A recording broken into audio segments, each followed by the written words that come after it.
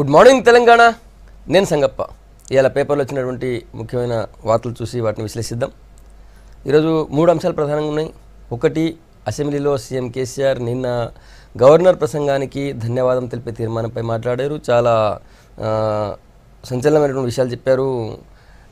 ఒకటి, రైతు రుణమాఫీ ఈసారి విపరీతంగా పెరిగింది, 24,000 కోట్లని చెప్పారు, అది చేస్తున్నామని చెప్పారు. తర్వాత ముఖ్యంగా ప్రభుత్వం చేయడమే కాదు, ప్రజల భాగస్వామ్యం కూడా అభివృద్ధిలో, తర్వాత స్వచ్ఛతలు ఉండాలని చెప్పారు. రోడ్ల మీద చెత్త కనిపిస్తే, చెత్త వేస్తే 500 రూపాయలు ఫైన్ వేస్తామని చెప్పి, కఠినంగా ఉంటామని చెప్పారు. సో దానికి సంబంధించిన వార్త అన్ని పేపర్లు కూడా ప్రధానంగా తీసుకున్నాయి. తర్వాత ఈరోజు సీఎం కేసీఆర్ తన ఫామ్ హౌస్, ఎర్రవల్లిలోని ఫామ్ హౌస్లో మహారుద్ర సహిత సహస్ర చండీ మహాయాగం చేస్తున్నారు. అది ఈరోజు స్టార్ట్ అవుతుంది. మొత్తం 5 రోజుల పాటు ఉంటుంది. అదొక వార్త ఉంది. తర్వాత గ్రామ పంచాయతీ ఎన్నికల్లో మొదటి పోరు ఈరోజే మొదటి విడత గ్రామ పంచాయతీ ఎన్నికలు జరుగుతున్నాయి. మొత్తం 3700 గ్రామ పంచాయతీలో ఎలక్షన్స్ జరుగుతున్నాయి. మిగతా ఏకగ్రీవమేనాయి. సో దానికి సంబంధించిన వార్త కూడా ఉంది. ఫస్ట్ ఎవరెవరు ఎట్లా రాశారు చూద్దాం. వెలుగు చూస్తున్నట్టయితే, వెలుగు సీఎం కేసీఆర్ ప్రసంగానికి సంబంధించి రైతు రుణమాఫీకి 24,000 కోట్లు అని చెప్పి ఆ బ్యానర్తో పెట్టింది. హామీలన్నీ 100కు 100% అమలు చేస్తాం. 3 ఏళ్లలో 1,25,00,000 ఎకరాలకు నీళ్లు. మా ఫస్ట్ ప్రయారిటీ ఇరిగేషన్. మార్చి 30 నాటికి మిషన్ భగీరథ పూర్తి. వచ్చే బడ్జెట్ నుంచి పింఛన్ల పెంపు అమలు అంటూ చెప్పారు. తర్వాత రోడ్ల మీద చెత్త వేస్తే 500 రూపాయల జరిమానా. ఆయుష్మాన్ భారత్ కంటే ఆరోగ్యశ్రీ బెటర్ అంటూ నిన్న సీఎం చెప్పారు.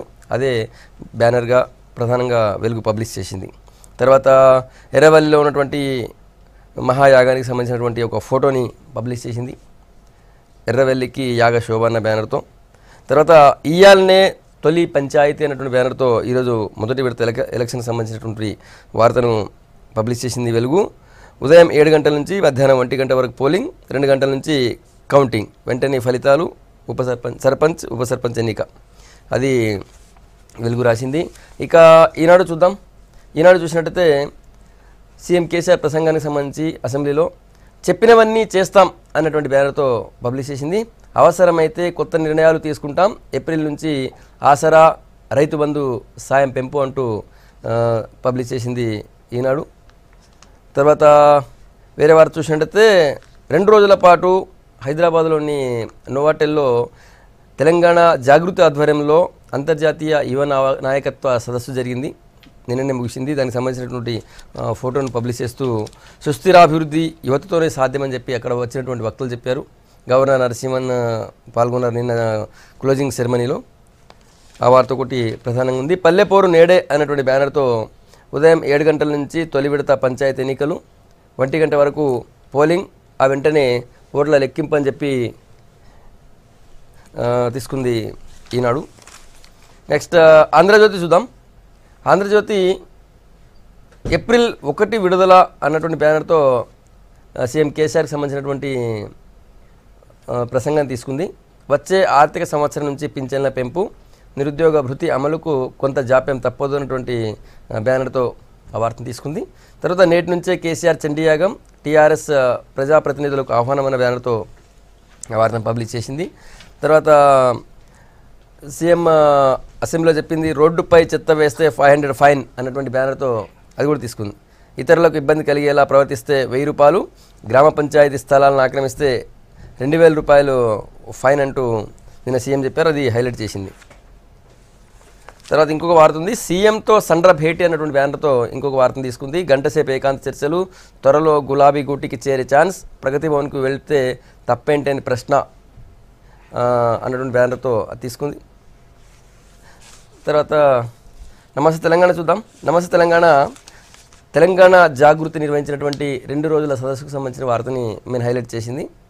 యువత చేతుల్లోనే భవిష్యత్తు అనే బ్యానర్తో నమస్తే తెలంగాణ హైలైట్ చేసింది. విజయవంతంగా ముగిసిన అంతర్జాతీయ యువజన నాయకత్వ సదస్సు, ఫలప్రదమైనటువంటి చర్చలు, భవిష్యత్తుకు ముఖ్య సూచనలు అంటూ పబ్లిష్ చేసింది. నెక్స్ట్ సీఎం కేసీఆర్ ప్రసంగానికి సంబంధించి మాది రైతు ప్రభుత్వం, 100కు 100% హామీలన్నీ నెరవేరుస్తాం, గతంలో మాదిరిగానే రుణమాఫీ అమలు చేస్తామని చెప్పి నిన్న సీఎం చెప్పారు కదా, అదే విషయాన్ని హైలైట్ చేసింది. తర్వాత తొలి విడత నేడు పోలింగ్, మధ్యాహ్నం 1 గంట వరకే ఓటింగ్ అంటూ వార్త తీసుకుంది నమస్తే తెలంగాణ. తర్వాత డాక్టర్ రాజేందర్ సింగ్ సామాజికవేత్త, వాటర్ మ్యాన్ ఆఫ్ ఇండియాగా పేరుందానికి. ఆయన మిషన్ కాకతీయ అద్భుత పథకం అని చెప్పి నిన్న అన్నారు. ఆ పాయింట్ కూడా హైలైట్ చేసింది నమస్తే తెలంగాణ. ఇవి ముఖ్యంగా ఉన్నటువంటి వార్తలు. ఆ వార్తల్ని విశ్లేషిద్దాం. మనతో టీఆర్ఎస్ నుంచి మండలిలో చీఫ్ విప్ పాతూరు సుధాకర్ రెడ్డి గారు ఉన్నారు. మనం వార్తల విశ్లేషణకు పోయే ముందు ఒకసారి ఈ గ్రామ పంచాయతీ ఎలక్షన్ స్టార్ట్ అయినాయి. ఆల్రెడీ 10 నిమిషాలు అవుతుంది ఎన్నికలు స్టార్ట్ అయ్యి. ఎక్కడెక్కడ ఎట్లా నడుస్తుందో ఒకసారి చూద్దాం. వరంగల్ రూరల్ డిస్ట్రిక్ట్ నుంచి మా ప్రతినిధి కృష్ణమోహన్ ఉన్నారు. Krishnamohan, good morning. మీరు ఎక్కడున్నారు, ఏ గ్రామంలో ఉన్నారు, పోలింగ్ స్టార్ట్ అయిందా లేదా? నిజానికి బాగా చలి ఉన్నట్టుంది అక్కడ. ఎట్లా ఉంది పరిస్థితి అక్కడ? ఓటింగ్ పబ్లిక్ అంతా వచ్చినారు లేదా? ఓటర్లంతా ఎట్లా ఉంది అక్కడ పరిస్థితి? సంగప్ప గ్రామ పంచాయతీ ఎన్నికల పోలింగ్ ప్రక్రియ ప్రారంభమైంది. వరంగల్ ఉమ్మడి జిల్లాలో 27 మండలాలకు సంబంధించి 470 గ్రామ పంచాయతీలకు ఎన్నికలు జరుగుతున్నాయి. గతంలో ఎన్నడూ లేనందుగా ఈసారి మాత్రం ఎక్కువగా గ్రామ పంచాయతీలు ఏకగ్రీవంగా కూడా అయ్యాయి. ప్రస్తుతం ఎన్నికలకు జరుగుతున్నటువంటి గ్రామ పంచాయతీల దగ్గర ఆయా పోలింగ్ కేంద్రాల వద్దకు ఓటర్లు కూడా చేరుకుంటున్నారు. ఉదయం 7 గంటలకి ఈ ప్రక్రియ ప్రారంభమైంది. కొద్దిసేపటి క్రితమే ఇది 1 గంట వరకు జరుగుతుంది. పోలింగ్ కేంద్రాలకు నిర్ణీత సమయానికి వచ్చే వాళ్ళకు మాత్రమే ఓటింగ్ చేసే అవకాశం ఉంటుంది. అయితే ప్రస్తుతం వరంగల్ ఉమ్మడి జిల్లాకు సంబంధించి చూస్తుంటే 5 జిల్లాల పరిధిలో ఉమ్మడి జిల్లా ఉందని చెప్పొచ్చు. వరంగల్ ఉమ్మడి, అందులో ఈ 5 జిల్లాలకు సంబంధించినటువంటి దాంట్లో 27 మండలాల్లో ఈ మొదటి దశలో గ్రామ పంచాయతీ ఎన్నికలకు సంబంధించి జరుగుతుంది. ఇప్పటికి ఇందులో 470 గ్రామ పంచాయతీల్లో ఈ పోలింగ్ సంబంధించి జరుగుతుంది. అంటే మొత్తం మొదటి దశలో 608 గ్రామ పంచాయతీలు కాగా 138 గ్రామ పంచాయతీలు ఏకగ్రీవం అయ్యాయి. మిగతా 470 గ్రామ పంచాయతీలకు సంబంధించినటువంటి పోలింగ్ ప్రక్రియ జరుగుతుంది. ప్రస్తుతం ఈ వరంగల్ అర్బన్ జిల్లాకు సంబంధించి చూస్తే 49 గ్రామాలలో ఈ ఎన్నికల ప్రక్రియ జరుగుతుంది. ఇందులో 10 గ్రామాలు ఇప్పటికే ఏకగ్రీవమయ్యాయి. 39 పంచాయతీల్లో పోలింగ్ జరుగుతుంది. 472 వార్డులకు సంబంధించి 138 వార్డులు కూడా ఏకగ్రీవమయ్యాయి. మిగతా 336 వార్డులకు సంబంధించినటువంటి పోలింగ్ జరుగుతుంది. వరంగల్ రూరల్ జిల్లాకు సంబంధించి ప్రస్తుతం 145 గ్రామాలు ఉండగా మొదటి దశలో 41 గ్రామాలు ఏకగ్రీవమయ్యాయి. ఇక్కడ అత్యధికమైనటువంటి గ్రామాలు ఏకగ్రీవమయ్యాయని చెప్పొచ్చు. ఇందులో 104 పంచాయతీల్లో సంబంధించి ఇప్పుడు పోలింగ్ ప్రక్రియ కొనసాగుతుంది. అదేవిధంగా జయశంకర్ భూపాలపల్లి సంబంధించి 7 మండలాల్లో 158 గ్రామ పంచాయతీలు తొలి దశలో ఉన్నాయి. అందులో 33 గ్రామ పంచాయతీలు ఏకగ్రీవమయ్యాయి. మిగతా 125 గ్రామ పంచాయతీలకు సంబంధించినటువంటి పోలింగ్ ప్రక్రియ జరుగుతుంది. 1358 వార్డులకు సంబంధించి 396 అత్యధికంగా ఇక్కడ వార్డులు ఏకగ్రీవం అయ్యాయి. 962 జరుగుతున్నాయి. ప్రస్తుతం ఎన్నికల ప్రక్రియకు సంబంధించినటువంటి చూస్తే వరంగల్ అర్బన్, వరంగల్ రూరల్, జనగామ, మహబూబాద్, అదేవిధంగా జయశంకర్ భూపాలపల్లి జిల్లా 5 జిల్లాలకు సంబంధించినటువంటి ఎన్నికల పోలింగ్ ప్రక్రియ జరుగుతుంది. ఇక్కడికి ఓటర్లు ఉదయం నుంచే ఇక్కడికి తరలి వస్తున్నారని చెప్పొచ్చు. ఎక్కువగా చూస్తే వృద్ధులు కావచ్చు లేదా యూత్ ఎక్కువగా ఈ ఎన్నికలకు సంబంధించి ఓటు హక్కు వినియోగించుకోవడానికి వస్తున్నటువంటి వాళ్ళ దగ్గర చూస్తుంది. సమస్యాత్మక గ్రామాలుగా చూస్తుంటే మాత్రం జయశంకర్ భూపాలపల్లి జిల్లా, అదేవిధంగా మహబూబాద్ జిల్లాలో కొంత ఎక్కువగా సమస్యాత్మకమైనటువంటి గ్రామ పంచాయతీలు ఉన్నాయి. అక్కడ గ్రామ పంచాయతీలకు సంబంధించినటువంటి పోలీసులు భారీ బందోబస్తు ఏర్పాటు చేశారు. ఎన్నికలకు సజావుగా నడిపించేందుకు కావాల్సినటువంటి అన్ని ఏర్పాట్లు చేశారని చెప్పొచ్చు. ప్రస్తుతం ఎన్నికల ప్రక్రియకు సంబంధించినటువంటి చూస్తే 1 గంట వరకు పోలింగ్ అయిన తర్వాత 2 గంటలకు కౌంటింగ్ ప్రారంభమవుతుంది. అదేవిధంగా ఆ తర్వాత మొదట వార్డుల వారీగా ఎన్నికలకు సంబంధించినటువంటి కౌంటింగ్ మొదలవుతుంది. ఆ తర్వాత వార్డులో కౌంటింగ్ పూర్తయిన తర్వాత సర్పంచ్ కి సంబంధించినటువంటి జరుగుతారు. ఆ తర్వాత ఉప సర్పంచ్ కి సంబంధించినటువంటి ప్రక్రియ ఇవన్నీ కూడా పూర్తవుతాయని చెప్పొచ్చు. ప్రస్తుతం ఎన్నికలకు సంబంధించినటువంటి దానిలో పూర్తి భారీ బందోబస్తు వాటితో ఏర్పాటు చేశారు. ప్రస్తుతం ఎన్నికల అధికారులు కూడా ఎట్లా జరుగుతున్నాయి ఎన్నికలకు సంబంధించి? ప్రశాంతంగా జరుగుతున్నాయండి. అన్ని సవ్యంగా జరిగాయి. అందరూ విధుల్లోకి ఆల్రెడీ జాయిన్ అయిపోయారు. ప్రశాంతంగా ఎన్నికలు జరుగుతున్నాయి. మేము రాత్రి నుంచి కూడా మా ఏర్పాట్లన్నీ ముమ్మరంగా చేసుకున్నాం. ఆల్రెడీ ఎలక్షన్ స్టార్ట్ అయిపోయింది.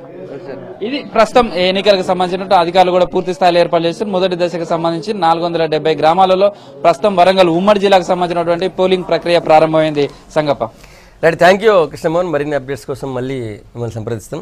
అది ఎలక్షన్కి సంబంధించి ఒక గ్రామంలో వరంగల్ జిల్లా వెల్చాల గ్రామం నుంచి వచ్చినటువంటి లైవ్. చలి అయితే ఉంది, చాలామంది దుప్పట్లు ఆయన కప్పుకొని కూడా వస్తున్నారు, షాల్ కప్పుకొని వచ్చినటువంటి విజువల్స్ కూడా చూస్తున్నాం. రైట్, మనం ఇక వార్తా విశ్లేషణ పోదాం. మనతో కాంగ్రెస్ పార్టీ నుంచి జాయిన్ అవుతున్నారు రామచంద్రారెడ్డి గారు, అధికార ప్రతినిధి. తర్వాత బీజేపీ అధికార ప్రతినిధి శ్రీధర్ రెడ్డి గారు కూడా జాయిన్ అవుతున్నారు. రైట్, నిన్న ముఖ్యమైనటువంటి పాయింట్ ఏంటంటే నిన్న సీఎం కేసీఆర్ గవర్నర్ ప్రసంగానికి ధన్యవాద తీర్మానంలో మాట్లాడుతూ చెప్పినవన్నీ చేస్తాం, హామీలన్నీ 100% అమలు చేస్తాం, అనుకున్నట్టుగానే మిషన్ భగీరథ ఈ ఏప్రిల్లోగా ఇస్తామని చెప్పారు. ఆ పాయింట్ తీసుకుందాం. ముందు రామచంద్ర రెడ్డి గారు, సీఎం ప్రసంగం ఎట్లా చూస్తారు? అయితే సీఎం గారు మరి పోయినసారి ఇచ్చిన విధంగానే ఈసారి కూడా హామీలన్నీ నెరవేరుస్తారు అంటేనే కొంచెం కన్ఫ్యూజన్ వస్తుంది అక్కడ. పోయినసారి అయితే మరి పూర్తి స్థాయిలో ఆయన చేయలేదు, చేయకుండానే నేను పూర్తిగా హామీలు అమలు చేసిందని చెప్పిండు. అదేవిధంగా గవర్నర్ గారితో కూడా అదే మాట చెప్పించిండు. మరి పోయినసారి లెక్క కాకుండా ఈసారి పూర్తి స్థాయిలో తెలంగాణ ప్రజల ప్రయోజనాలకి అనుకూలంగా చేయాల్సినటువంటి పూర్తి హామీలని అమలు చేయాల్సినటువంటి అవసరం ఉంది. అయితే ఇక్కడ నిన్న ఒక దాంట్లో మాత్రం క్లారిటీ వచ్చింది. మా గండ్ర వెంకటరమణారెడ్డి గారు అడిగినారు, మరి రైతు రుణమాఫీ ఎప్పుడు చేస్తారు, ఏకకాలంలో చేస్తారా, మరి ఎట్లా చేస్తారు ఏం సంగతి అని అడిగినటువంటి ప్రశ్నకి నేనైతే ఏకకాలంలో చేస్తాను, నేను ఎప్పుడు చెప్పలేదు, విడతల వారిగానే చేస్తాను అన్నాడు. మరి విడతల వారిగా చేసినట్లయితే పోయినసారి దాదాపు ఒక్కొక్క రైతు మీద ₹1,00,000 రుణమాఫీ అని చెప్పేస్తే ఇంకా కూడా వడ్డీలు కట్టని పరిస్థితి ఉంది. కేవలము ₹75,000 మాత్రం, ₹25,000 ప్రతి ఒక్క రైతు మీద కూడా ఇంకా అప్పు ఉండి వాళ్ళ పాస్బుక్లు బ్యాంకులలో మిగిలిపోయి ఉన్నాయి. బ్యాంకుల నుంచి నోటీసులు వచ్చిన సందర్భం ఉంది. మరి అదేవిధంగా కాకుండా పూర్తి స్థాయిలో ఏకకాలంలో చేసి అసలు ముఖ్యోద్దేశం ఏంది, రైతు రుణమాఫీ అనేది ముఖ్యోద్దేశం ఏంది అన్నది అది ఫుల్ఫిల్ అయ్యే విధంగా చేయాల్సినటువంటి అవసరం ఉంది. మరి అట్లా కాకుండా మళ్ళీ పోయినసారి లెక్కనే చేస్తాం, మొన్న ఎలక్షన్ల కోసం ఏదో మళ్ళీ ₹1,00,000 వరకు రుణమాఫీ చేస్తానని అదే చేసిన ప్రజలు నన్ను నమ్మిండ్రు, నన్ను పీఠం ఎక్కించారంటే మాత్రం సరైనది కాదు. ఇంకో విషయానికి వస్తే డబుల్ బెడ్రూమ్ విషయాలకు వచ్చారు. డబుల్ బెడ్రూమ్ విషయాలకి ఇంకా దిశానిర్దేశము గ్రామ కార్యదర్శులకి కానీ సర్పంచులకి కానీ ఇచ్చేసి వాళ్ళ లోకల్ అవసరాలను బట్టేసి చేస్తానని చెప్పేసి అంటున్నారు. అది చేసేది ఎప్పుడు, వచ్చేది ఎప్పుడు, దాని మీద అంటే పార్లమెంట్ ఎన్నికల తర్వాత అన్నారు. అది ఎన్ని సంవత్సరాలు అవుతుంది, ఎన్నో సంవత్సరాలు కాకుండా ఆ విషయం కానివ్వండి, ఏది ఇంకో డబుల్ బెడ్రూమ్ గృహాలని ఇచ్చే విషయంలో కానివ్వండి, అదేవిధంగా నిరుద్యోగులకి పెన్షన్ ఇస్తానని చెప్పేసి ఆ రోజున చాలా గంభీరంగా ప్రకటించడం జరిగింది. మరి దాన్ని కూడా ఫుల్ఫిల్ చేయాల్సిన అవసరం ఉంది. ఈ రోజు ఏమంటున్నారు, ఇప్పుడు ఏమంటున్నారు, అసలు నిరుద్యోగి అంటే ఎవరు అన్నది మనము దాన్ని ఫస్ట్ ఫైండ్ అవుట్ చేయాలి. దీనికోసం అఖిల పక్షాన్ని పిలుస్తున్నారు. ఎందుకంటే అఖిల పక్షాన్ని పిలిస్తే అఖిల పక్షం మీద బ్లేమ్ వేయచ్చు అన్నట్టు అఖిల పక్షాన్ని పిలుస్తున్నారు. వెరీ వెల్, అఖిల పక్షం వస్తుంది, సూచనలు సలహాలు ఇస్తుంది, దాని ప్రకారం పోతారు అన్నది ఒకటి. అయితే ఇక్కడే ఇంకో ట్విస్ట్ ఏంటంటే దేశంలో ఎక్కడెక్కడ అసలు నిరుద్యోగ భృతి ఉన్నది దాన్ని కూడా మనం పరిశీలించాలంటున్నారు.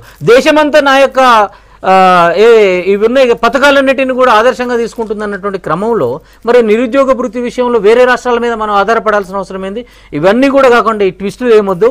తెలంగాణ ప్రజలకి ఆ రోజున ఏదైతే వాగ్దానాలు ఇచ్చారో ఆ వాగ్దానాలని మీరు అమలు చేయమని చెప్పేసి మేము డిమాండ్ చేస్తాం. శ్రీధర్ రెడ్డి గారు మీరేట చూస్తారు సీఎం ప్రసంగాన్ని?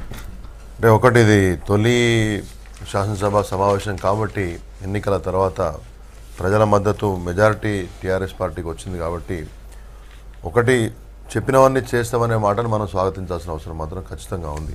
కాకపోతే గత ప్రభుత్వ కాలంలో చెప్పిన విషయాలు ఏమిటి, చేసిన విషయాలు ఏమిటి అనే విషయం మీద ప్రజలకు అవగాహన ఉన్నా కానీ మొన్న ఎన్నికల సందర్భంగా తలెత్తిన ప్రత్యేక పరిస్థితులలో టీఆర్ఎస్ పార్టీకి మళ్ళీ అధికారం వచ్చింది. అయినా ఈసారి చిత్తశుద్ధి, ఇప్పుడు తొలి ఏమంటారు కదా తెలుగు సామెతలా కాకుండా ఇప్పుడు చెప్తున్నారు కాబట్టి ప్రస్తుతం కొన్ని నెలలైనా వారికి అంటే మరీ కొత్త ప్రభుత్వం ఏం కాకుండా కానీ కొంత సమయం అవసరం మాత్రం ఖచ్చితంగా ఉంది. గతంలో రైతు రుణమాఫీ మొత్తం కూడా ఒక ప్రహసనంగా మారిన సందర్భం. ఈటెల రాజేందర్ గారు ఆర్థిక మంత్రి ఒక మాట మాట్లాడితే ముఖ్యమంత్రి ఒక మాట మాట్లాడతారు, అధికారులు మాట మాట్లాడతారు. మొత్తంగా ఒకటేసారి చేస్తామన్న వాళ్ళు 4 విడతలు చేస్తామని చెప్పారు. ఈసారి ఏమో 17,000 కోట్లకే కింద మీద పడ్డారు. ఈసారి 24,000 కోట్లు అంటే ఆల్మోస్ట్ 30-40% పెరిగినటువంటి సందర్భంలో ఏ విధంగా చేస్తారనే విషయాన్ని మాత్రం స్ట్రైట్ ఫార్వర్డ్ చెప్పాలి. ఇంకా దీనికి విధి విధానాల రూపకల్పన ఏంటో నాకు అర్థం కాలేదు. 24,000 కోట్లు బ్యాంకు కట్టాలి ఇక్కడ రాశారు చాలా క్లియర్ గా. న్యూస్ స్కాన్ చేస్తున్నాం కాబట్టి వాట్ ఎవర్ న్యూస్ లేదు ఇక్కడ రాశారు. ఈనాడులో విధి విధానాల రూపకల్పన జరుగుతుంది. దానికి ఏం మీరు ఆల్రెడీ మళ్ళీ ఇదే కథ ముచ్చట చెప్తారని చెప్పేసి మళ్ళీ ఒక భయం ఉంది. మళ్ళీ రుణాలు, మళ్ళీ వడ్డీలు, ఇదంతా ఒక ప్రశ్న తయారు.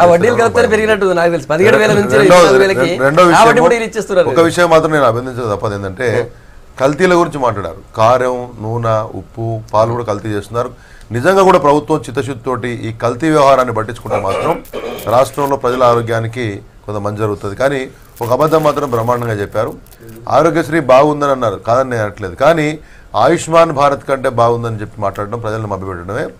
మీకు నిజంగా చిత్తశుద్ధి ఉంటే ఆయుష్మాన్ భారత్లో ఆరోగ్యశ్రీ కంటే కొన్ని వందల ఎక్కువ ప్రాసెస్లు ఆయుష్మాన్ భారత్లో ఉన్నాయి. 5 lakhs వరకు కవరేజ్ ఉంది. దాంట్లో కొన్ని కుటుంబాలను ప్రత్యేకంగా టార్గెట్ చేసి మరీ పెట్టారు.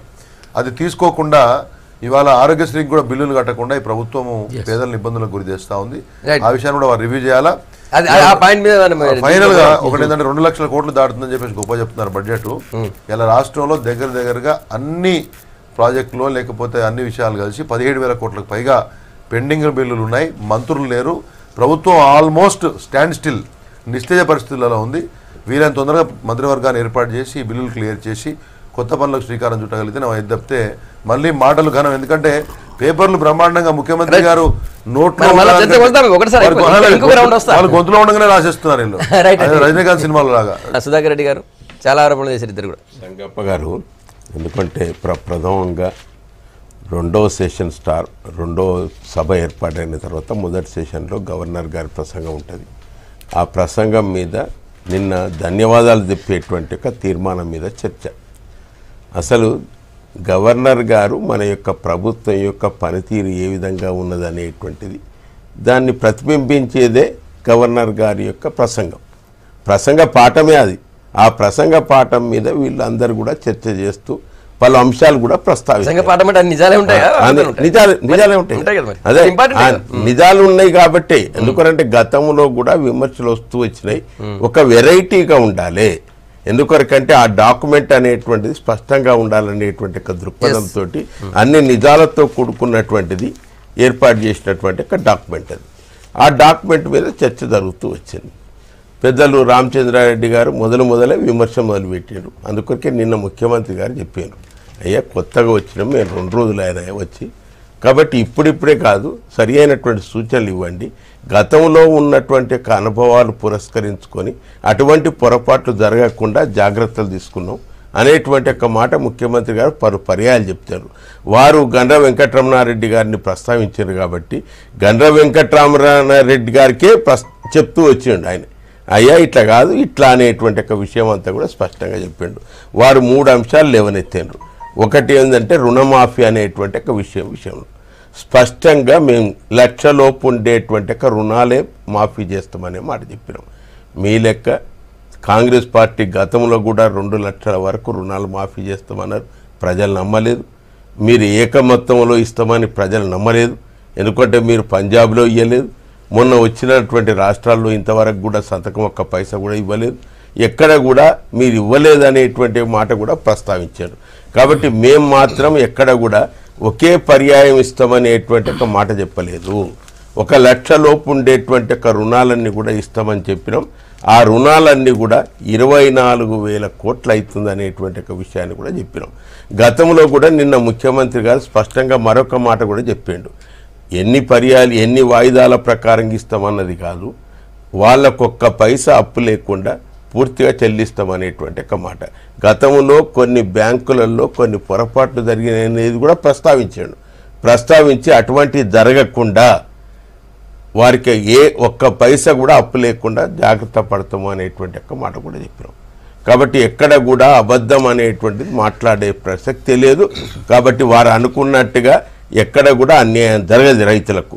రెండవ విషయం, వడ్డీ మిగిలిపోయింది, అది ఆ వడ్డీ అవన్నీ ఇచ్చేస్తారు. ఇప్పుడు అన్ని చెప్తూనే ఉంటే నిన్న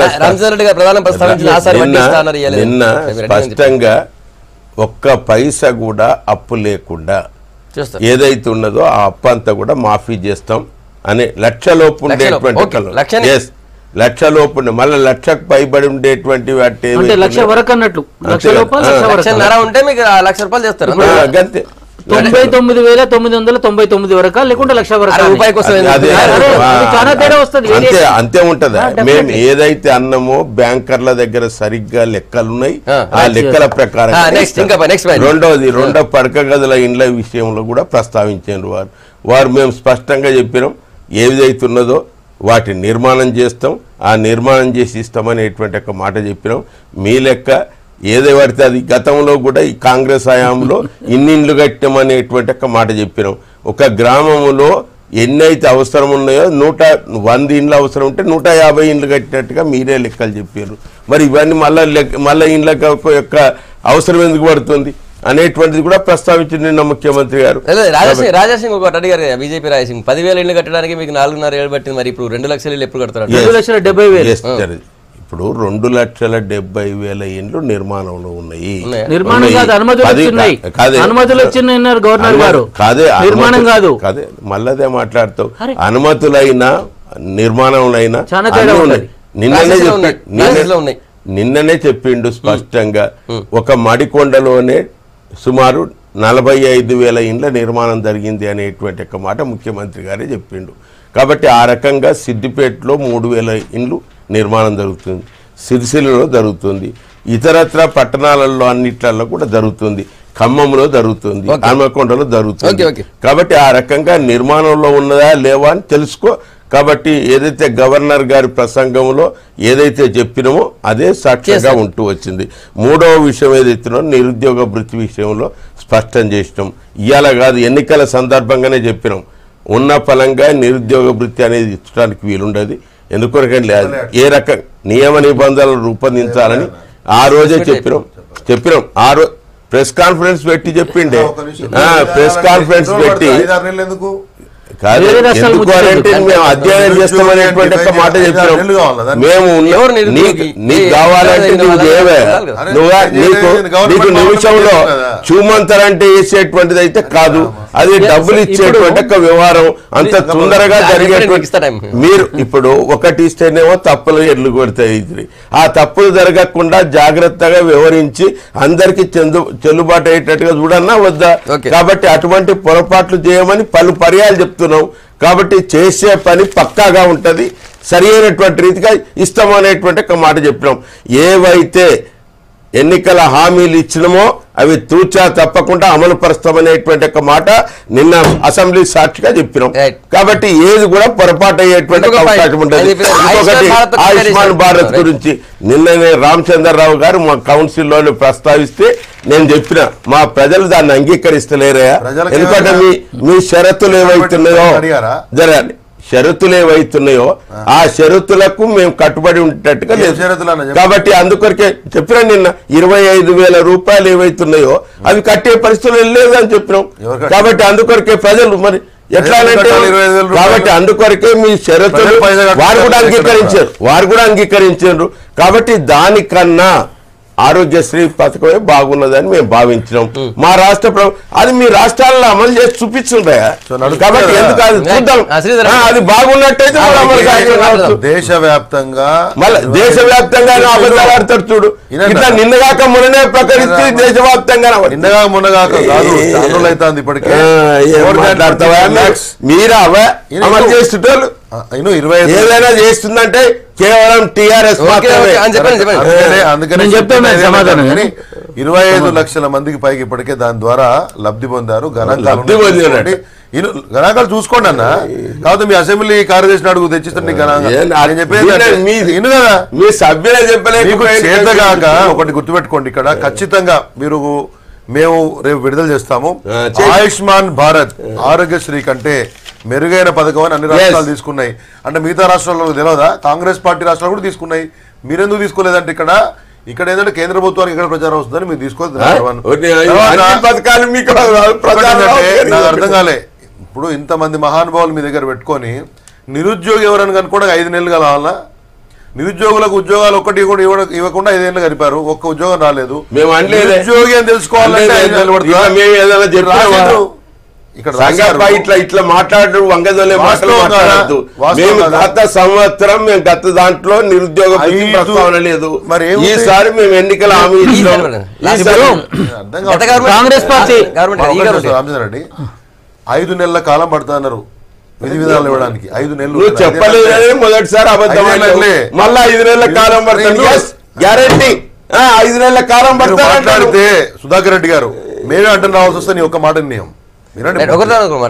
అందుకు చెప్పేందంటే 5 నెలల కాలం ఒక నిరుద్యోగి అనేవాడిని డిఫైన్ చేయడానికి పడితే ఆ డిఫైన్ చేసిన తర్వాత నిర్వచించిన తర్వాత ఎన్ని నెలల కాలం పడుతుంది అనే విషయం డౌట్స్ ఉన్నాయంటున్నా. పోయిన 5 సంవత్సరాలు నిరుద్యోగులు ఎట్లా మోసం చేసినరో మళ్ళీ మోసం చేసేదానికి రంగం చెప్తున్నా అని చెప్తున్నాం. అంతే. మీకు చిత్తశుద్ధి ఉంటే నిరుద్యోగం చెప్పడానికి ముందు తెలియదా? మరి మీకు నిరుద్యోగాలు ఎట్లా చెప్తున్నారు? దానికి ఏదో ఒక విధి, ఒక డిగ్రీ చదివినోడో ఇంటర్మీడియట్ చదివినోడో గత 3 సంవత్సరాలకు ఉద్యోగం లేనోళ్ళో 6 నెలలుగా ఉద్యోగం ఏదో రకంగా ప్రాథమికంగా నిర్ణయించి ఇవ్వచ్చు కదా. మీకు రంగం వ్యవహారం చేయడం కుదరక ఇవన్నీ మాటలు చెప్తున్నారని నాకు అభిప్రాయం. ఇప్పుడు నిరుద్యోగ భృతి గురించి మేము ప్రకటించినప్పుడు ప్రప్రథమంగా మేము ప్రకటించినప్పుడు అసలు నిరుద్యోగ భృతి ఇవ్వాలంటే భారతదేశం యొక్క మొత్తం బడ్జెట్ ను కూడా పెట్టాలని చెప్పేసి కేసీఆర్ గారు అన్నారు. అసలు ఏ విధంగా డిఫైన్ చేస్తారని చెప్పేసి ఆ రోజునే అనుమానాలు వ్యక్తం చేశారు. కేవలం ఓటర్ రాజకీయం కోసం నిరుద్యోగ భృతి అన్నారు. అన్నప్పుడు అసలు నిరుద్యోగి తర్వాత మేము ముందర నుంచి అన్నాము మేనిఫెస్టో అనేది అన్న సుధాకర్ మీరు విమర్శించి వచ్చారు, యూటర్న్ తీసుకున్నారు. మేము ముందర మొదలు పెట్టినాం, దాన్ని విమర్శించి యూటర్న్ తీసుకున్నారు. రాజకీయ పార్టీగా మేనిఫెస్టోలో ప్రస్తావించడం మా హక్కు, మేము పెట్టినాము. దాన్ని విమర్శించారు, విధి విధానాలు ఏందన్నారు, బడ్జెట్ సరిపోదన్నారు, మళ్ళీ యూటర్న్ తీసుకుని వచ్చారు. ఇప్పుడు ఏ రాష్ట్రాల్లో కూడా నిరుద్యోగ భృతి ఎట్లుందో చూద్దాము, అన్ని పార్టీలను కలిపి అది చేస్తానని చెప్పేసి 5 నెలల కాలం నీకు దీన్ని డేటా కోసం చేస్తే, డేటా కలెక్షన్ కోసము మీరు అసలు దాన్ని డిఫైన్ చేసే విధి విధానాల కోసము చేస్తే అసలు మీరు ప్రకటించేది ఎప్పుడు? ఈ 5 నెలల కాలం నిరుద్యోగ భృతి కోల్పోతున్నారు. మరి ఎందుకు మీ బాధ్యత కాదు? ఇంకొక విషయం, మంత్రివర్గాన్ని మీరు ఎందుకు ఇంకా రెడీ చేయలేదు అంటే రాష్ట్రంలో సమస్యలు లేవనా? రాష్ట్రంలో సమస్యలు లేవని అంటున్నా. ఏ రాష్ట్రంలో మీ లెక్క మంత్రివర్గం ముఖ్యమంత్రి గారి యొక్క మీరు అంటే అయితే మంత్రులు అవసరం లేనప్పుడు మహమూద్ అలీ గారు అవసరమైంది, ఎందుకు చేయరు మీరు?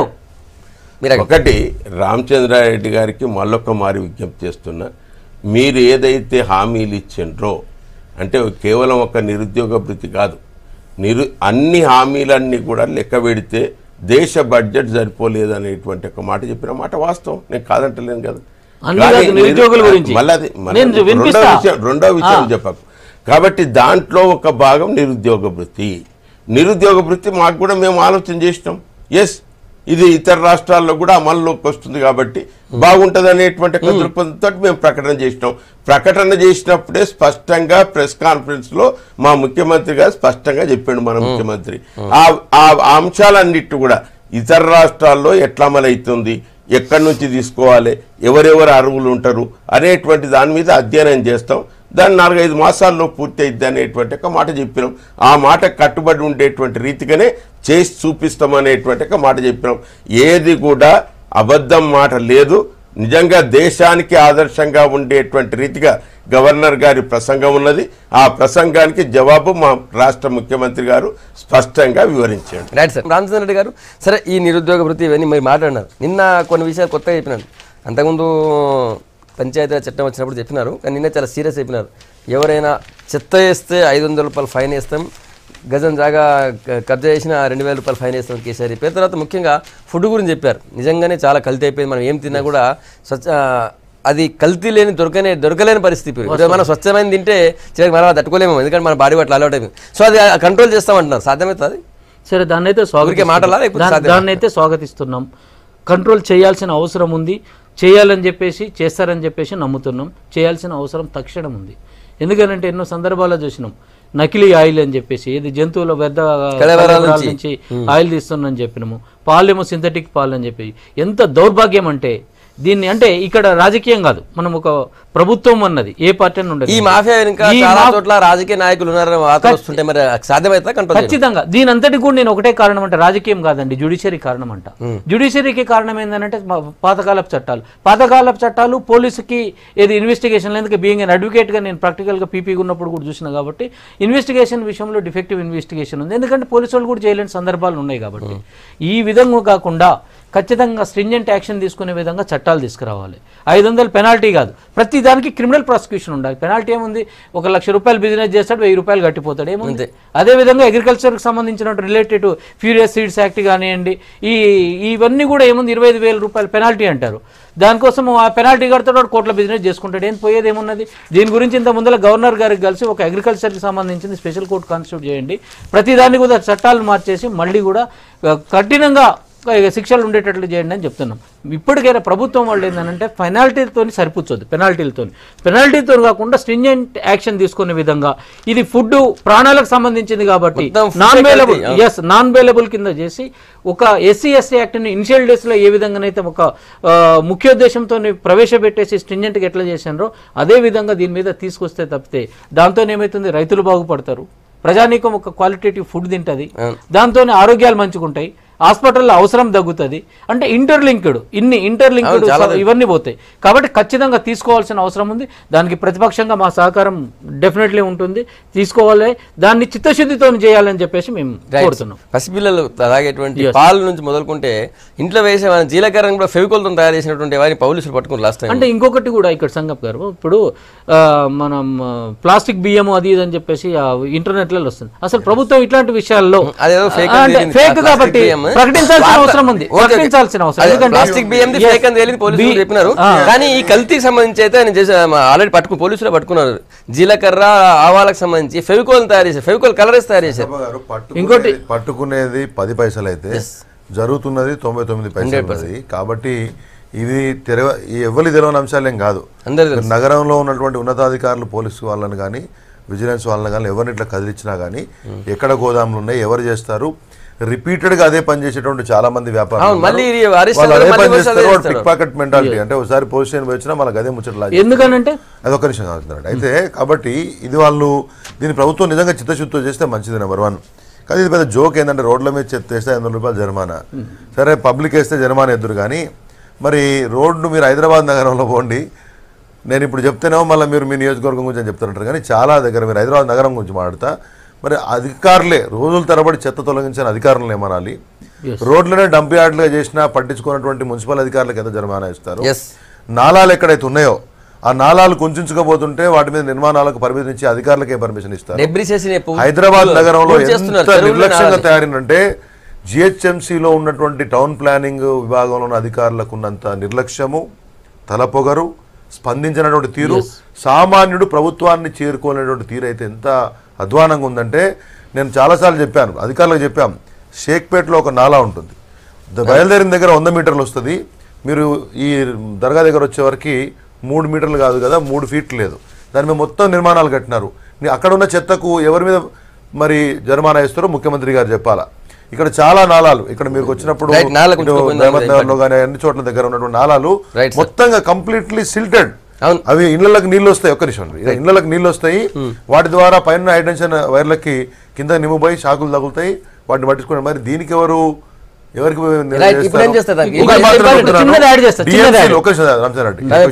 చెప్తారు డిఎంసీలు మిగతా వాళ్ళందరి యొక్క పరిధి కూడా పాపం వాళ్ళు ఎంత ప్రయత్నం చేసినా వాళ్ళ దగ్గర నిధులు లేవు, చేసేటోడు గతి లేడు. కాబట్టి వీటిని ఎవరు పట్టించుకుంటారో దాని మీద నాలా ఒక్కటి కాకుండా ఇంకొకటి ఏంటంటే, ఈ ప్లాస్టిక్ వినియోగం కూడా విచ్చలవిడి ఉండి ఆవులు కానీ పశువులు కానీ దీన్ని పొట్టలింత పెట్టి వాటి ప్రాణాలు కూడా పోయే ప్రమాదం ఉంది. దాని మీద కూడా స్ట్రింజెంట్ యాక్షన్ తీసుకోవాల్సిన అవసరం ఉంది. అరే ఎందుకు జంతువులు మాత్రం ఏం పాపం చేసినాయి, దిక్కు లేదు కానీ తప్పదు వాటికి మూగజీవాళ్ళు. నిన్న ముఖ్యమంత్రి గారి ప్రసంగంలో 2 అంశాలు వచ్చినాయి. ఒకటి ఏంటంటే పరిశుభ్రత పాటించాలి, గ్రామాలలో కానీ పట్టణాల్లో కానీ పరిశుభ్రంగా ఉండకపోయినట్టయితే అనారోగ్యానికి గురవుతారు. కాబట్టి పరిశుభ్రంగా ఉండేట్టుగా అందరం కూడా చర్యలు తీసుకుందాం. ఒకవేళ లేకపోయినట్టయితే పనిష్మెంట్ చేద్దామనేటువంటి ఒక మాట చెప్పాడు. నిన్న సర్వేక్షణ్ అనేటువంటి ఒక కార్యక్రమం కొనసాగుతుంది. ఎక్కడన్నా డబ్రీ ఉన్నట్టయితే దాన్ని తొలగించకపోతే దాని మీద ఫైన్ వేసి మనం చూస్తున్నాం, హైదరాబాద్ నగరంలోనే చూస్తున్నాం. కొన్ని మనం ఎంత చేసినా ఓపెన్ డ్రైనేజ్ ఉండటం వల్ల కొన్ని ఇబ్బందులు అవుతున్నమాట వాస్తవం. అందుకొరకే దీన్ని అంతా కూడా ప్రక్షాళన చేయాలంటే సుమారు 50,000 కోట్ల రూపాయలు ఖర్చు అయింది అనేటువంటి అంచనా వేసినారు. దాని అంతా కూడా డ్రైనేజ్ సిస్టాన్ని చేస్తుండ్రు, సెంట్రల్ లైటింగ్ సిస్టాన్ని చేస్తుండ్రు. ఇవన్నీ కూడా ఆ ప్రతిపాదనలు అయితే కొనసాగుతున్నాయి. దానికి అనుగుణ్యంగా నిర్ణయాలు జరగాలి. నిర్ణయాలు జరిగిన తర్వాత ఒకటి తప్పకుండా అమలు చేయడానికి ప్రయత్నం చేస్తారు. ఇక రెండవ అంశం ఏమిటంటే, కేవలం ఇవే కాకుండా కల్తీ లేనటువంటి ఒక ఆహార పదార్థాలు ఉండాలి. ఇదంతా డిమాండ్ మీద సంగప్ప. ఎందుకంటే ఎక్కువ డిమాండ్ వచ్చే వరకు దాన్ని కల్తీ చేస్తూ అంటారు. తక్కువ డిమాండ్ ఉంటేనేమో మరి, ఎందుకంటే జనాభా ఎక్కువ పెరిగింది, డిమాండ్ జర విన్న తర్వాత డిమాండ్ మాటలు మాట్లాడుతున్నారు. డిమాండ్ ఎక్కువ వచ్చే వరకు కల్తీ చేస్తున్నారు. ఆ కల్తీ లేకుండా ఉండేటట్టుగానే అందుకొరకు ప్రత్యేకంగా రాష్ట్ర ప్రభుత్వం ఆహార శుద్ధి కేంద్రాలు ఏర్పాటు చేస్తామనేటువంటి ఒక మాట చెప్పింది.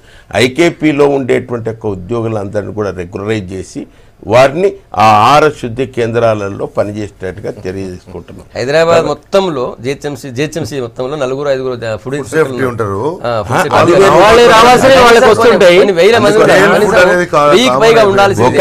ఒకటి సంగప్ప మనకు ఉన్నటువంటి యొక్క వనరులను సద్వినియోగం చేసుకో ఉన్న పలంగా చూమంతరంటే అయ్యే పని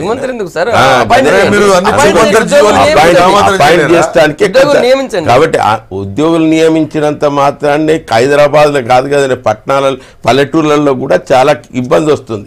ఎందుకంటే ఇప్పుడు చూడు ఆయిల్ నా చిన్నతనంలో ఏం చూస్తుంటే ఆయిల్ ఊళ్ళోనే మేము కనుక పట్టుకుంటుంటే అదేవిధంగా నువ్వులు పండిస్తుంటే అవన్నీ జరిగేటువంటి పనులు అక్కడనే జరుగుతుండే. ఆ విధంగా ఉంటే గిట్టుబాటు ధరలు లభిస్తుండే తదనుగుణంగా వారికి కూడా లాభం జరిగేటువంటి అనుకొరకే క్రాప్ కాలనీలు ఏర్పాటు చేస్తున్నాం. క్రాప్ కాలనీ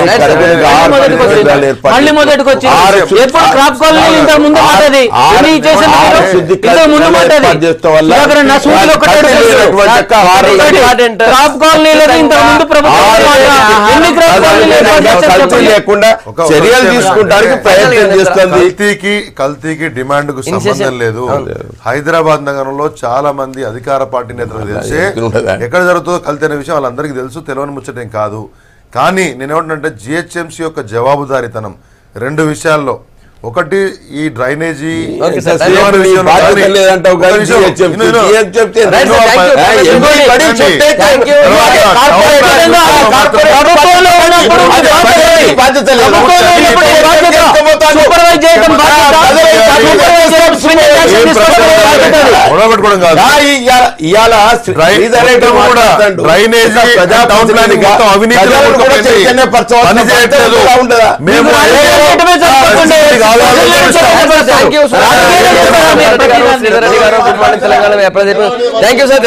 మొత్తానికైతే ఇది గుడ్ మార్నింగ్ తెలంగాణ. అటు గ్రామ పంచాయతీలో ఎలక్షన్ కంటిన్యూ అవుతుంది. 1 గంట వరకు ఎన్నిక కొనసాగుతుంది. తర్వాత 2 o'clock నుంచి కౌంటింగ్ ఉంటుంది. దాని గురించి అప్డేట్స్ మా ప్రతినిధులు ఎక్కడెక్కడ నుంచి లైవ్ లో అందిస్తారు. ఇది గుడ్ మార్నింగ్ తెలంగాణ. రేపు పొద్దుగాల కలుద్దాం. Stay tune.